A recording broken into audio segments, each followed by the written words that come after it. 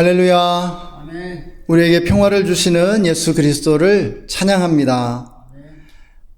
예수 그리스도에 대한 여러 가지 이름 중에 하나는 평화의 왕이시죠.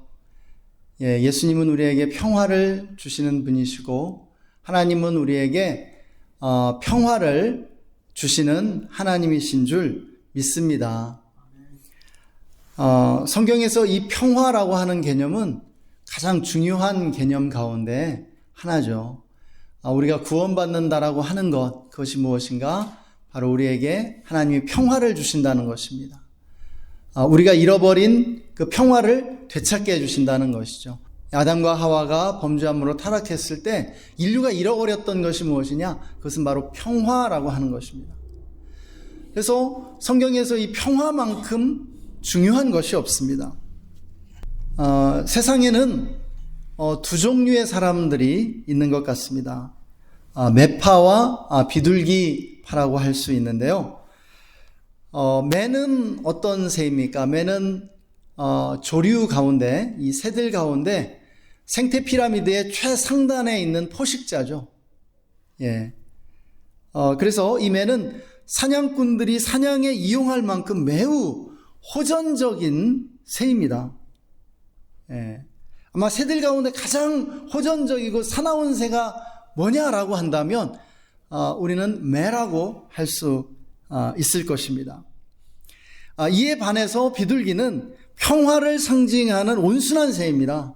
오늘날에도 이 유엔이나 그 세계 각지에서 이 평화를 상징할 때 이 비둘기의 이 상징을 사용하고 있는 것을 보게 됩니다.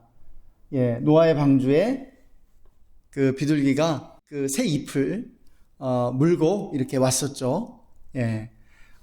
평화의 그러한 소식을 노아에게 전해주었던 새 비둘기였습니다. 그래서 이 비둘기는 평화를 상징하는 온순한 새죠.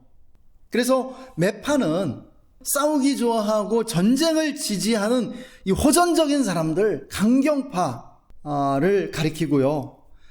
비둘기파는 평화를 지지하는 온순한 사람들을 가리킵니다. 온건파죠. 그래서 우리가 이 세상을 보게 되면 매파와 비둘기파는 언제 어디에나 존재하고 있는 것을 우리는 볼 수 있게 됩니다. 이 둘은 언제 어디서나 전쟁을 택할 것인지 평화를 택할 것인지를 두고 노선투쟁을 하고 있죠. 강경파와 온건파가 이렇게 대립하면서 끊임없이 노선투쟁을 하고 있습니다. 어느 조직에서나 사람들이 있는 곳이라면 이렇게 매파와 비둘기파가 서로 대립하면서 온건한 노선을 택할 것인지 아주 과격한 노선을 택할 것인지를 두고 경쟁하고 갈등하고 있다는 것입니다. 그러면 이 둘 중에 누가 이길까요? 누가 이길 것 같습니까? 매와 비둘기가 싸우면 누가 이겨요? 대체로 매파가 이기는 경향이 있습니다. 우리가 어느 조직을 들여다보든지. 왜냐하면 이 매파는 굉장히 선명하거든요. 그들의 주장은 너무나 선명해요. 아주 뚜렷하고 그리고 인상적이기 때문에 사람들에게 쉽게 어필이 되고요. 이들은 싸우기 좋아하고 또 목소리가 크기 때문에 비둘기파와의 이러한 경쟁과 다툼에서 쉽게 이기게 되는 것입니다. 그 결과는 이 세상에 갈등과 다툼이 끊임없이 이어지게 된다는 것이죠. 세상이 점점 삭막해짐을 우리는 보게 됩니다. 사람들이 점점 사나워지고요. 서로를 불신하면서 인정머리 없어지는 것을 보게 되는 것이죠. 그렇다고 해서 비둘기파가 사라지는 것은 아닙니다. 이런 세상에서도 여전히 온건한 비둘기파는 많습니다. 그들은 평화를 갈망하고요. 평화를 만들어내기 위해 애쓰는 사람들입니다. 온건파인 것이죠. 여러분, 우리 그리스도인들은 이 세상에서 어떤 파로 살아야 됩니까? 어떠한 사람들이 되어야 합니까? 비록 매파에게 눌리고 매파에게 밀릴지라도 우리는 비둘기파가 되어야 한다는 것이에요. 평화를 사랑하고요. 평화를 위해 애쓰는 자들이 되어야 한다고 성경은 우리에게 가르쳐주고 있는 것이죠. 갈라디아서에서 사도 바울은 성령의 열매와 반대되는 육체의 일 15가지를 열거해 주고 있습니다. 이제 이 육체의 일 15가지를 열거한 이후에 성령의 열매 9가지를 이렇게 가르쳐 주는 것이죠. 이 육체의 일이란 무엇이냐? 성령의 열매에 반대되는 마귀의 열매입니다. 그리고 이것은 인간의 죄를 가리키는 것이죠. 죄의 목록입니다. 갈라디아서 5장 19절에서 21절의 말씀인데요. 육체의 일은 분명하니 곧 음행과 더러운 것과 호색과 우상숭배와 주술과 원수 맺는 것과 분쟁과 시기와 분냄과 당짓는 것과 분열함과 이단과 투기와 술취함과 방탕함과 또 그와 같은 것들이라. 전에 너희에게 경계한 것 같이 경계하노니 이런 일을 하는 자들은 하나님의 나라를 유업으로 받지 못할 것이요. 하나님 나라를 유업으로 받지 못하는 그러한 죄 15가지를 이렇게 열거하고 있는데, 이 15가지 중에 무려 6가지가 분열과 다툼에 관한 것임을 알 수 있습니다. 3분의 1이 넘죠.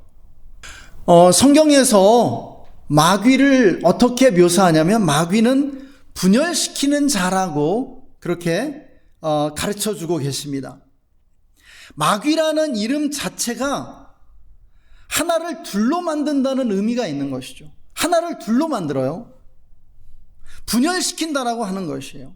디아블로. 여기서 디아가 하나를 둘로 만든다는 그런 의미를 가진 그러한 접두사입니다. 또 성경은 마귀를 참소하는 자라고 말하고 있죠. 참소를 국어사전을 찾아보니까 이 참소라는 단어는 남을 해치려고 죄가 있는 것처럼 꾸며서 윗사람에게 일러 바치는 것이라고 그렇게 정의하고 있는 것을 보게 됩니다. 고자질하고 이간질하고 고발하고 고소하고 정죄하는 것을 말한다는 것이에요. 마귀는 처음부터 분열시키는 자였죠. 하나님과 인간의 사이를 갈라놓았고요. 원수로 만들었습니다. 또 인간과 인간 사이를 이간질하여 분열시켰죠. 그래서 인간의 역사는 끊임없는 전쟁의 역사로 그렇게 점철돼 왔습니다. 남편과 아내 사이를 갈라놓고요. 부모와 자식 사이를 불화하게 하고요. 형제지간을 분열시키고요. 친구 사이를 불화하게 하고 불신하게 하고 주인과 종 사이에 계급투쟁하게 하고요.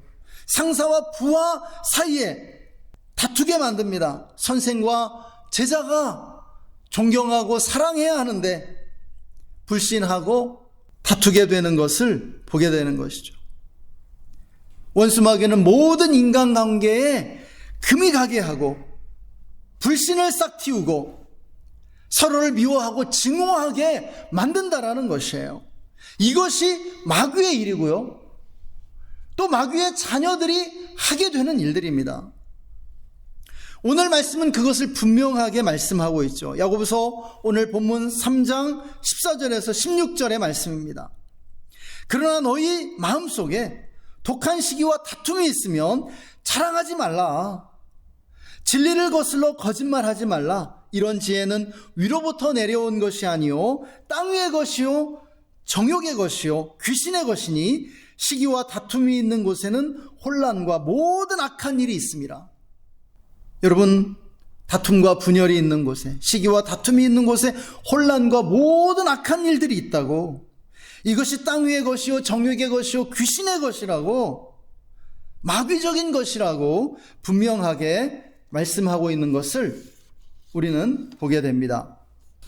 오늘 말씀 야고보서 3장 18절 말씀은 이렇게 말씀합니다. 화평하게 하는 자들은, 화평하게 하는 자, 이것을 영어로 직역하면 평화 만드는 사람입니다.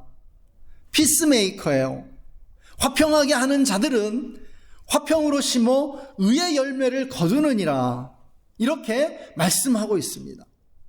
또 주님은 팔복을 선포하실 때 이렇게 말씀하셨죠. 화평하게 하는 자는 복이 있나니 그들이 하나님의 아들이라 일컬음을 받을 것이요 라고 말씀하셨습니다. 여러분, 평화 만드는 사람, 화평하게 하는 사람이 하나님의 아들이라고 말씀하고 있는 것이에요. 우리는 이 말씀을 마음에 깊이 새겨야 합니다. 믿으십니까? 여러분, 우리가 하나님의 아들이라면은, 우리가 구원받았다면요, 우리가 예수 믿는 사람들이라면요, 이 평화를 귀하게 여겨야 되고요, 그리고 이 평화를 위해 헌신하는 자들이 되어야 한다라고요. 우리가 이 말씀을 정말 우리의 마음에 깊이 새겨야 해요. 하나님의 아들이 하는 일은요, 평화를 만들어내는 일입니다. 평화의 대사가 되어 중재하고 화목하게 하는 일이죠. 이간질하고 갈등을 조장하고 분열을 일으키는 사람이 되어서는 안 된다라는 것이에요.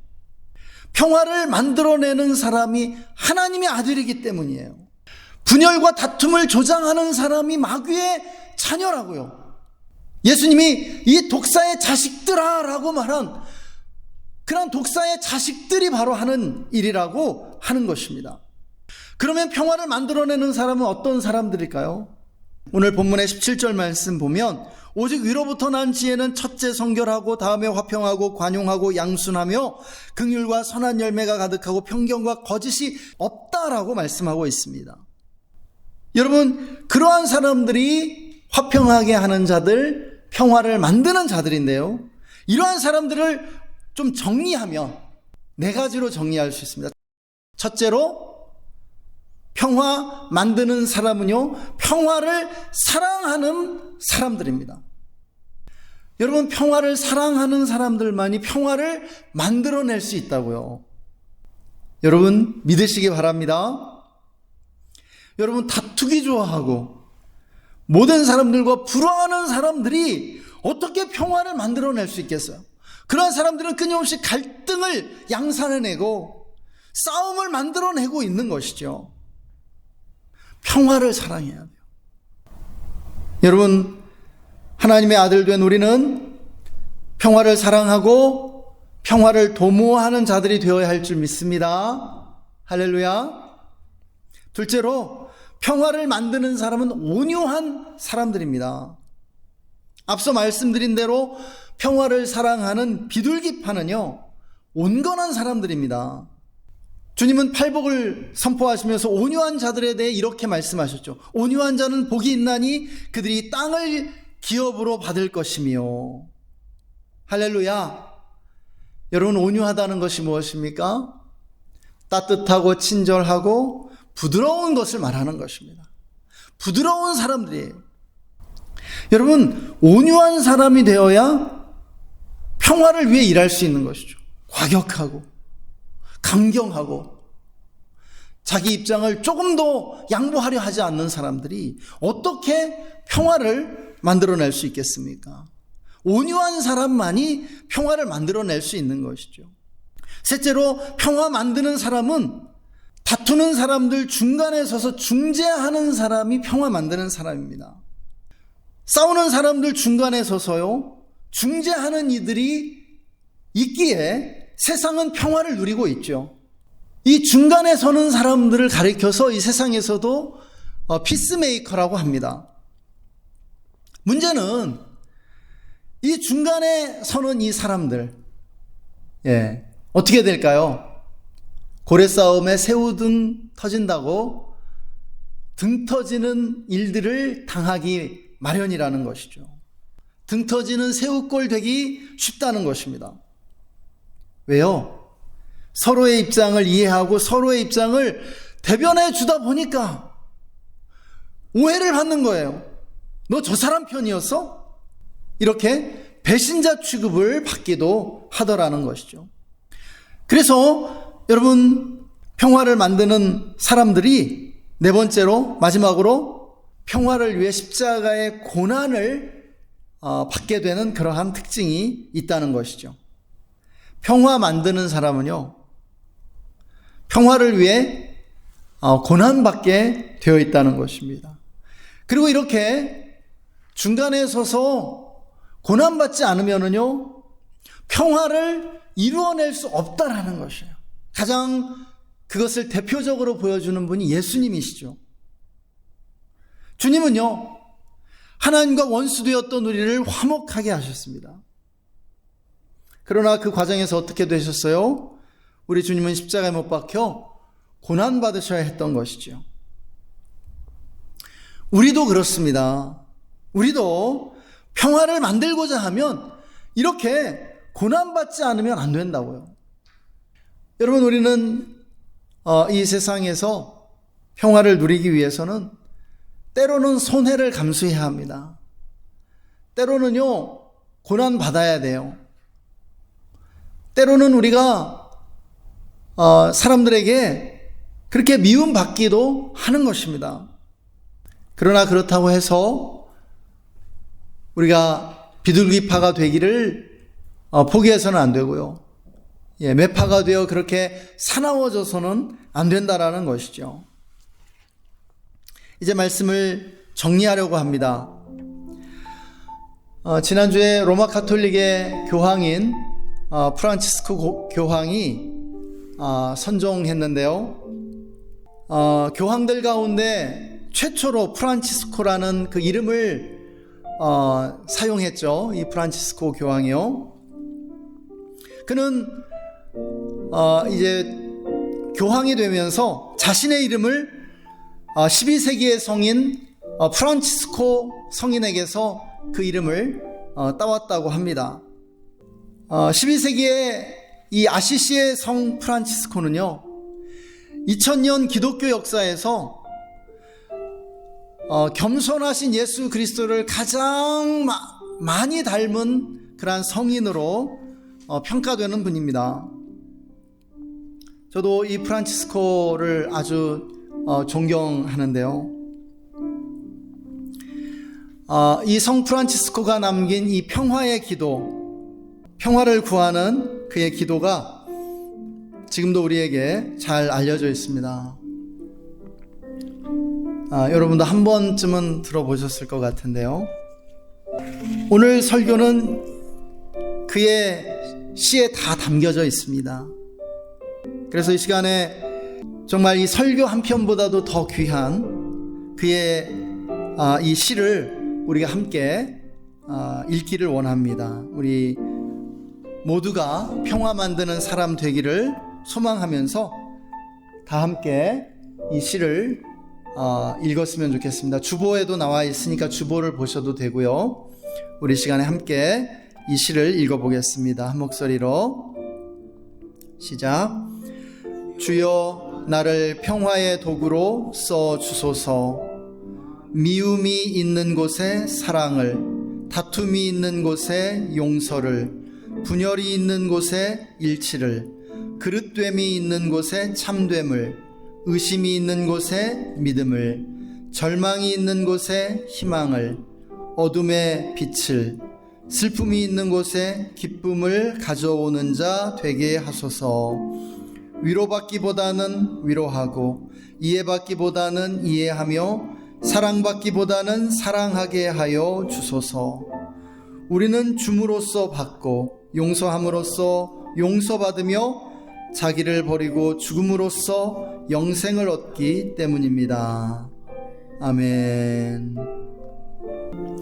우리 시간에 우리 자신이 갈등과 분열의 씨를 뿌리고 다툼과 분쟁을 일으키는 그러한 사람들이 아니라 오늘 말씀과 같이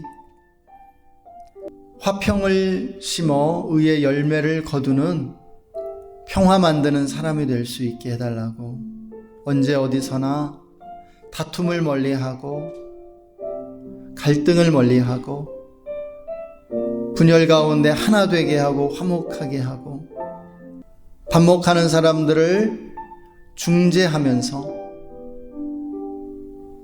평화를 만들어내기 위해 애쓰는 평화의 사람들, 하나님의 아들이 되게 해달라고 우리가 시간 잠시 기도했으면 좋겠습니다. 우리 함께 기도하겠습니다.